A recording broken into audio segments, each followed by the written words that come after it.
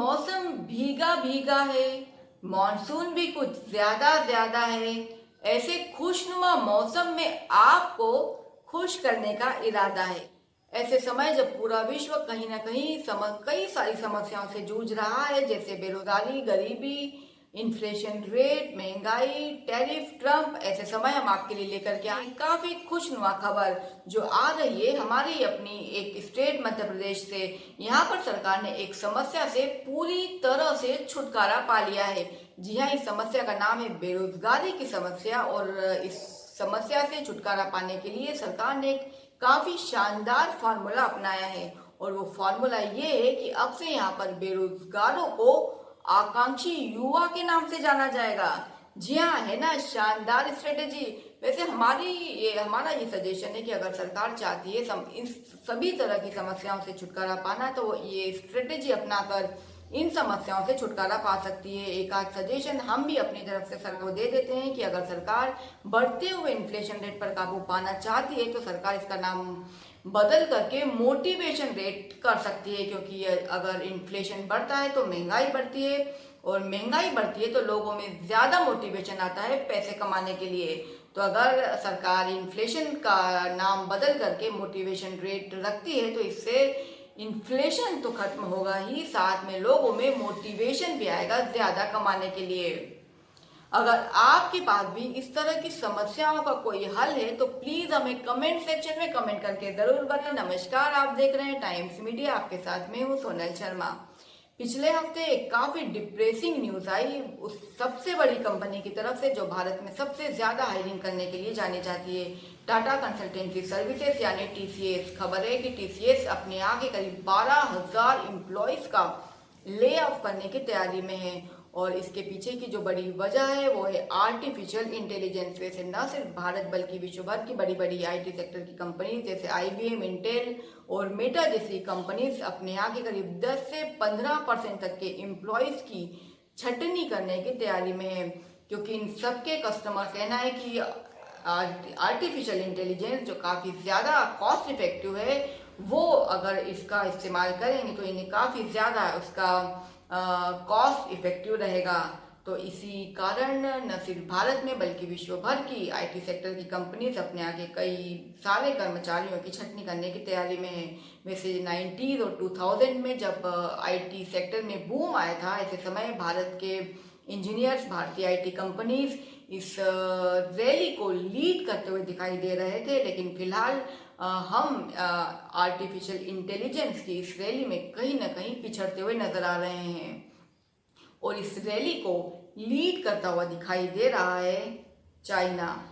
जानते हैं अब क्या रहा पूरे हफ्ते बाजारों का हाल। शुरुआत करेंगे बड़ी खबर के साथ। ट्रंप ने फाइनली भारत के ऊपर 25% का टैरिफ लगा दिया है, क्योंकि हमारे साथ उनकी ट्रेड डील फाइनलाइज नहीं हो पा रही है। इसके पीछे की बड़ी वजह है कि अमेरिकी गवर्नमेंट भारत के एग्रीकल्चर सेक्टर में डायरेक्ट अप्रोच चाहती है, लेकिन फिलहाल हम इसके लिए राजी नहीं हो रहे हैं, क्योंकि हमारी तो अर्थव्यवस्था ही एग्रीकल्चर डिपेंडेंट है। और अगर हम डायरेक्ट उसको एंट्री दे देंगे इस सेक्टर में तो कई छोटे बड़े किसानों को काफ़ी ज़्यादा नुकसान होने की संभावना हो सकती है।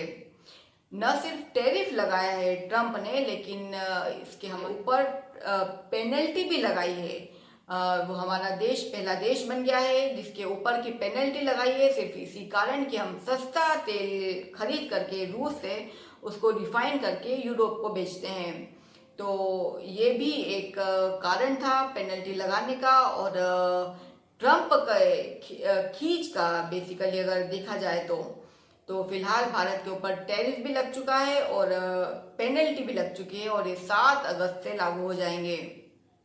चलते हैं दूसरी बड़ी खबर की तरफ। आरबीआई ने जो यूपीआई के जो ट्रांजैक्शंस होते हैं उनके ऊपर चार्जेस लगाने की तैयारी कर दी है। आईएमएफ की एक खबर के अनुसार जून में जो यूपीआई ट्रांजैक्शन थे वो 18 अरब का आंकड़ा क्रॉस कर चुके हैं। इसी को देखते हुए आरबीआई का कहना है कि ये जो ट्रांजैक्शन है वो और ज्यादा सेफ होने चाहिए, सुरक्षित होने चाहिए, और इनमें और ज्यादा इनको फैसिलिटीज मिलनी चाहिए। इसी के लिए आरबीआई को फंड की आवश्यकता है। इस फंड को रेज करने के लिए आरबीआई अब से यूपीआई ट्रांजैक्शन के ऊपर चार्ज लगाने की तैयारी कर रही है। तो हो सकता है बहुत जल्दी आपको जो जितने भी आप यूपीआई से ट्रांजैक्शन करते हैं वो थोड़े से महंगे होते हुए नजर आए। जानते हैं क्या रहा पूरे हफ्ते बाजारों का हाल। इस हफ्ते भी बाजार के हाल बेहाल रहे। इसके पीछे की सबसे बड़ी जो वजह रही वो टैरिफ और ट्रम्प तो रहे ही रहे, बल्कि जो दूसरी सबसे बड़ी वजह है वो FIIs की भारी बिकवाली। लगातार चौथे हफ्ते भारतीय बाजारों में अच्छी खासी गिरावट दिखाई दी। पिछले हफ्ते के मुकाबले इस हफ्ते सेंसेक्स और निफ्टी करीब 1.5% तक लुढ़कते हुए नजर आए। सेंसेक्स हफ्ते के अंतिम दिन करीब 550 से ज्यादा अंक का गोता लगाते हुए नजर आया। वहीं निफ्टी ने भी 200 से ज्यादा अंकों की गिरावट दर्ज कराई। हालांकि कुछ एक ऐसे स्टॉक्स रहे जो कि काफी शानदार इस हफ्ते इन्होंने परफॉर्मेंस दिखाया, जो इस हफ्ते के स्टार परफॉर्मर रहे, जैसे HUL और आयशर मोटर्स जैसे स्टॉक्स जो कि करीब 2 से 3% तक मजबूत होते हुए नजर आए। वहीं जो भारतीय बाजारों को सबसे ज्यादा गिराने का काम किया है वो फार्मा सेक्टर के स्टॉक्स ने किया है। डॉक्टर रेड्डी, सन फार्मा, सिप्ला जैसे स्टॉक्स जो कि 3 से 4% तक गिर करके बंद हुए।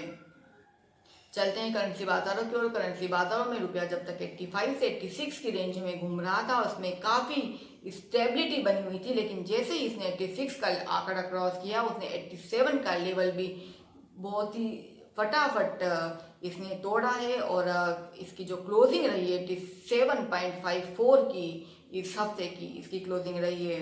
कमोडिटी बाजारों में ऊपरी लेवल से सोना और चांदी फिलहाल गिर करके ट्रेड करते हुए दिखाई दे रहे हैं। चांदी 1,10,000 के आसपास ट्रेड करती हुई दिखाई दे रही है। वहीं सोना 97 से 98,000 की रेंज में फिलहाल ट्रेड होता हुआ दिखाई दे रहा है। वहीं क्रूड ऑयल की अगर बात करें तो क्रूड ऑयल इंटरनेशनल बाजारों में $70 के आसपास फिलहाल ट्रेड होता हुआ दिखाई दे रहा है। ये थे इस हफ्ते के बाजारों के हाल। जाने के पहले आपके लिए एक छोटा सा क्वेश्चन छोड़ करके जा रहे हैं। महीने के अंतिम हफ्ते अमेरिका की एक टीम आ रही है भारत में ट्रेड डील को फाइनलाइज करने के लिए। तो आपको क्या लगता है कुछ समय के लिए क्या ट्रम्प जो भारत के ऊपर जो टैरिफ लगाया है और जो पेनल्टी लगाई है क्या उस पेनल्टी को और उस टैरिफ को टालेंगे? इस क्वेश्चन का जवाब हमें कमेंट बॉक्स में कमेंट करके ज़रूर दें। बाकी खबरों के लिए देखते रहिए टाइम्स मीडिया। नमस्कार।